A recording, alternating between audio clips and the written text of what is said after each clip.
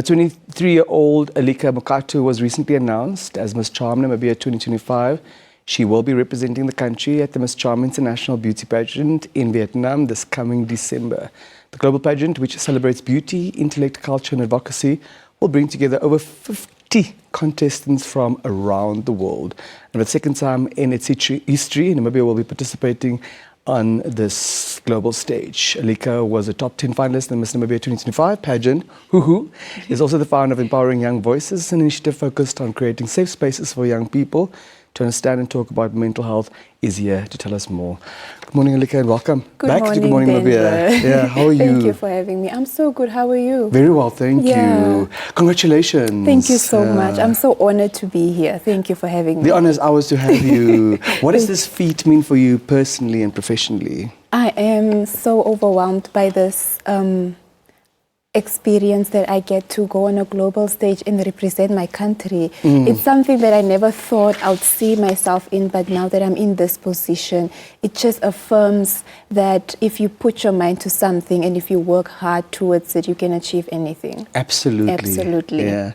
Now, for those of us who may not be familiar with the Miss Charm platform, just tell us briefly about what it entails. Miss Charm is housed in Vietnam, as you said previously. The organization was founded in 2019, but the official show was only launched in 2023.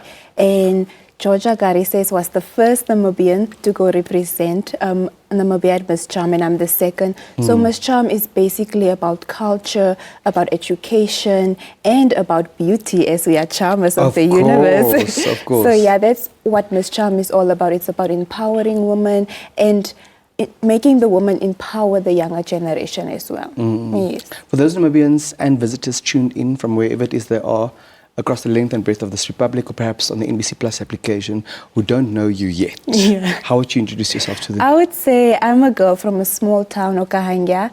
I am currently living in Windhoek. I'm a third-year psychology student, about to graduate next year by God's grace. Yes. Yes. And I founded Empowering Young Voices. It's an initiative that I created to spread more mental health awareness, because I feel like it's a topic that not a lot of Namibians speak openly about. That's how I would describe myself. Thank you for holding space in that regard, and thank you for taking the lead. Now, you were also part of the top 10 finalists of Miss Namibia. How did that experience contribute to this elevated part of your journey? I would say the Miss Namibia journey was a redefining moment for me. It taught me so much about grace under pressure and the power of working, of being purpose-driven in every little thing that you do. And because of that process, I am so confident in going to represent my country at the international stage, knowing who I am and knowing for what I stand for, and not letting anything in the way shake me, because the Miss Namibia platform really taught me about my strengths that I never knew about and things that I have so much compassion for. And I think that I was in that space before I can go internationally and go make my country proud. Yeah, it was really a journey that taught me so much about sisterhood as well, and about who I am as a person and what I can achieve if I just believe in myself and never give up. Lovely. Thank you. Returning to Empowering Voices, what inspired the creation of that platform? Empowering Young Voices was born both by personal experiences and by observation. When I was 16 years old, I tried committing suicide more than 3 times, and I had to be rehabilitated for almost a whole year. And during my healing process, the question came to me about, what about the kids that don't have the resources I have? What about those that don't have the support system that I have? And that's how it was born, by my experience and by growing up in Okahanga, where I see so many children losing hope and fighting in silence because of the stigma or because of lack of understanding about mental health.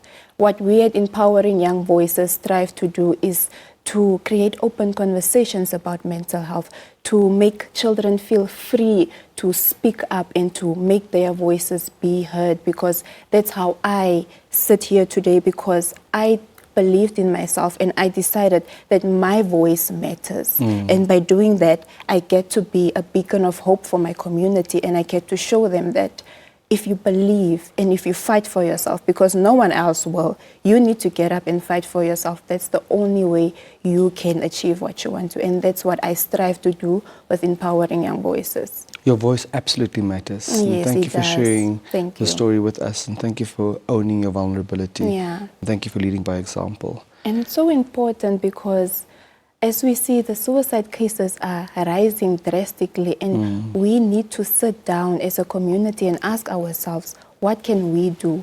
How can we bring a solution to this problem? And how can we stop judging? Yes, that's what we struggle with the most.